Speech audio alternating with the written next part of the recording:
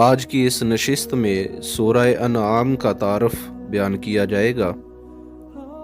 ترتیب مصحف کے اعتبار سے یہ چھٹی سورہ ہے جو رسول کریم صلی اللہ علیہ وآلہ وسلم کے مکی دور کے آخری زمانہ میں نازل ہوئی، یعنی یہ سورہ مکی سورہ ہے،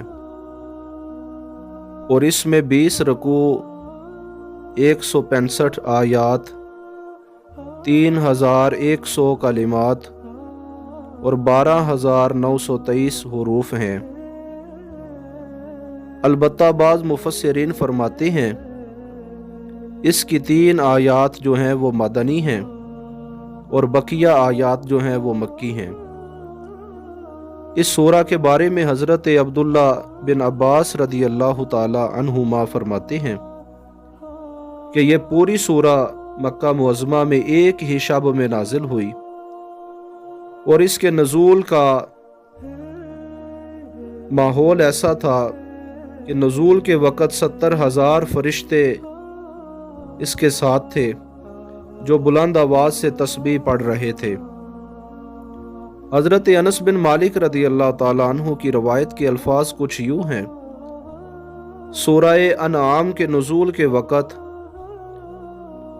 اس کے ساتھ فرشتوں کی اتنی بڑی فوج تھی جن سے مشرق اور مغرب بھر گیا، اور وہ تمام فرشتے تسبیح و تقدیس اتنی بلند آواز سے کر رہے تھے کہ زمین پر لرزہ طاری ہو گیا، اور خود رسول کریم صلی اللہ علیہ وآلہ وسلم نے سبحان اللہ العظیم، سبحان اللہ العظیم، سبحان اللہ العظیم پڑھنا شروع کر دیا۔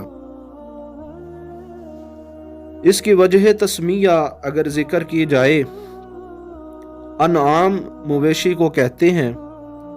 اس سورہ کا نام انعام اس لیے رکھا گیا ہے کہ اس سورت میں ان مشرکین کا رد کیا گیا ہے جنہوں نے از خود مویشیوں کو حلال کر لیا تھا اور چند مویشیوں کو حرام کر لیا تھا، جس کا تذکرہ اللہ پاک نے اسی سورہ کی آیت نمبر 138 اور 139 میں ذکر فرمایا ہے۔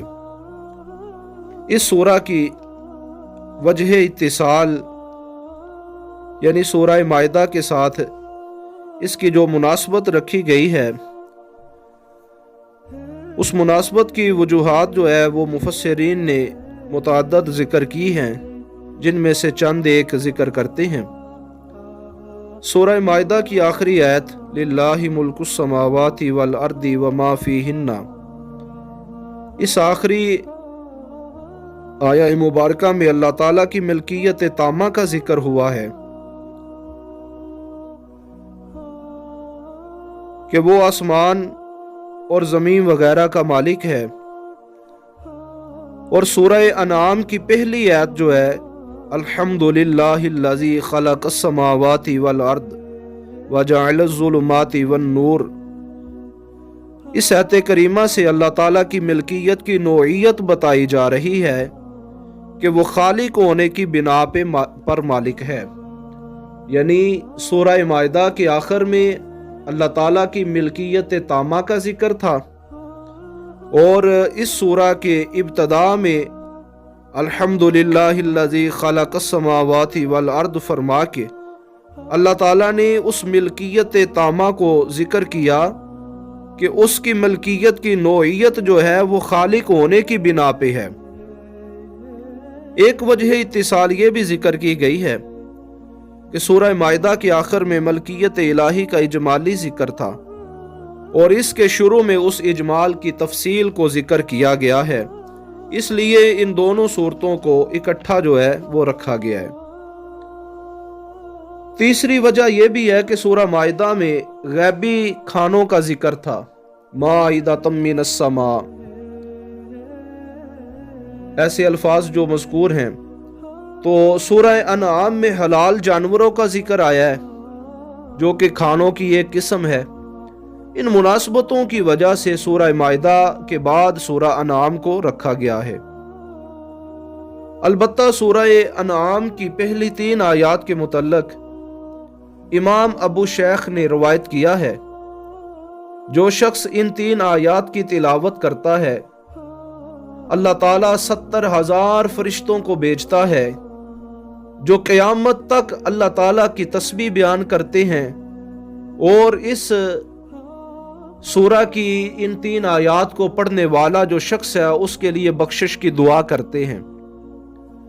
और बरोज़े हशर अल्लाह ताला जो इन आयात का कारी होगा उसको कौसर से गुस्ल करवा के सलसबील से अल्लाह पाक से राव फरमाएगा और जन्नत में उसको दाखिला अता किया जाएगा। फिर रब ताला उससे फरमाएगा, मैं तेरा बरहक रब हूं और तू मेरा बरहक बंदा है। यानी अल्लाह पाक उस बंदे को खुद फरमाएगा कि तू मेरा बंदा है। वो शायर ने कितना खूबसूरत तसव्वुर बयान किया है, मेरा मेरा हर कोई आखे ते मैं भी आखा मेरा, ਐਵੇਂ ਤੇ ਮੌਲਾ ਗੱਲ नहीं बनदी कदे तू भी कह छड़ मेरा। अल्लाह पाक उसको फरमाएगा कि मैं तेरा रब हूं और तू मेरा बंदा है।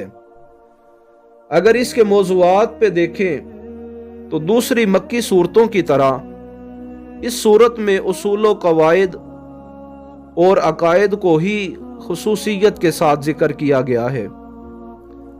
उलूहियत, वही रिसालत और मरने के बाद फिर दोबारा जिंदा होना, जज़ाओ सज़ा का इस बात और उन उमूर पर दलाइल फराहम करना जो कि मक्की दौर में अहम उमूर समझे जा रहे थे, ये इसके अहम मौज़ूआत में से है। इसके अलावा हज़रत आदम अलैहिस्सलाम से लेके हजूर तक तमाम अंबिया का एक दीन होना बयान किया गया है और आखिरत में जो जज़ा और सज़ा होगी वो शख्सी आमाल पर मबनी होगी। इस चीज़ को भी इस सूरह पाक में जिक्र किया गया है। अपने अदल से अल्लाह पाक अपने अदल से काफिरों फासिकों को अजाब देगा और अपने करम से अल्लाह पाक मोमनों को सवाब देगा। ये मौजू भी इस सूरह पाक में है। जो लोग अल्लाह ताला की आयात से एराज करते हैं उनको नसीहत इसी सूरह पाक में की गई है और जो दीन हक की तकजीब करते हैं उनको पहली उम्मतों के मुकज़्ज़बीन की वाईद भी इसी सूरह पाक में सुनाई गई है। जो मुशरिकीन मक्का नबी से इनाद रखते हुए हसद बुग़्ज़ की वजह से मोजज़ात तलब करते थे, उनकी जहालत को इसी सूरह पाक में जिक्र किया गया है।